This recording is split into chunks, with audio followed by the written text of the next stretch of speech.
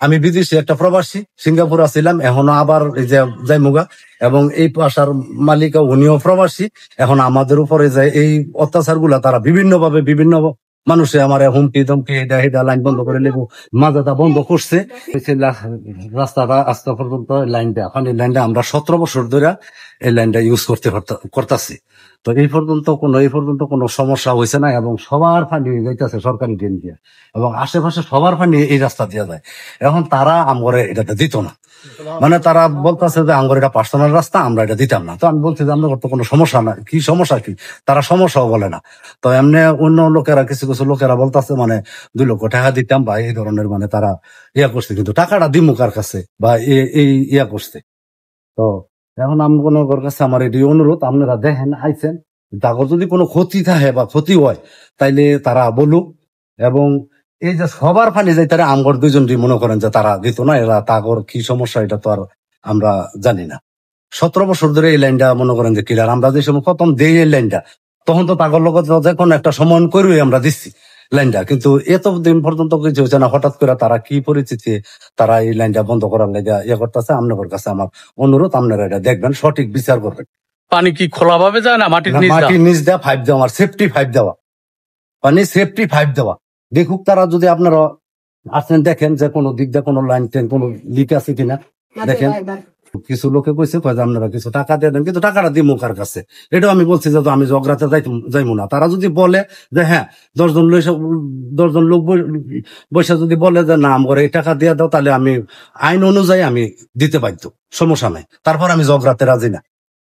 আমি বিদেশি একটা প্রবাসী, সিঙ্গাপুর আছিলাম, এখনো আবার এই যে যাইমুগা, এবং এই বাসার মালিক উনিও প্রবাসী। এখন আমাদের উপরে যে এই অত্যাচার গুলা তারা বিভিন্ন ভাবে বিভিন্ন মানুষে আমার হুমকি ধমকি এটা এটা লাইন বন্ধ করে লেবু মাজাটা বন্ধ করছে। একবার বন্ধ করছে পরে আমি কি করবো, তার কোনো লোকে কোনো কিছু বলে না। তারপরে আমি প্রশাসনের আইনেরও আশ্রয় নেওয়া পরে তারা লাইন খুলে দিচ্ছে। কিন্তু এখনো মানে তারা বলছে যে অসুবিধা নেই, লাইন খুলছি, আপনারা একটা সমাধান ইয়ে করেন। তারা সমাধানে যায় না, মানে সমাধান বলতে তারপর পার্সোনাল রাস্তা। তাহলে তারপর পার্সোনাল রাস্তা যদি এটা, তাহলে আমরাও তো এটা পার্সোনাল রাস্তা, আমাদেরও তো এটা আমরা দিচ্ছি যে রাস্তা, তাহলে তারপর এটা কিভাবে পার্সোনাল রাস্তা হয়? আমি টিউনো অফিসে অভিযোগ দিচ্ছি, এবং আগে যেটা যখন তারা মুঞ্জায় লেছে তখন দেখা গেছে কিছু লোকে বলছে তারা মানে নাই, তখন আমি আইনের আশ্রয় নিছি। থানাতে পুলিশ আসছে, পুলিশ এসে তারপরে বলছে যে আপনার কি সমস্যা। তারা বলছে আমার কিছু সমস্যা না, তাইলে আপনারা পানির লাইন বন্ধ করছেন কেন? কয় আমরা বন্ধ তারে পানি দিতাম, লাইন দিতাম না। কয় না, এইভাবে তো একটা বসত বাড়ি 17 বছর ধরে পানির লাইন চালু আছে, তাহলে আপনারা তো এই বসত বাড়ি পানির লাইন যে কোনো সময় এইভাবে আপনারা বন্ধ করতে পারেন না। প্লাস আপনারা কোনো জায়গায় অভিযোগ করতেন, কইছেন না কোনো জায়গায় অভিযোগ করছি না, তাইলে আপনারা বন্ধ করলেন কিভাবে? তারা পরে কোনো উত্তর দিতে আসছে না। তাদের পানি যায় কোন লাইনে?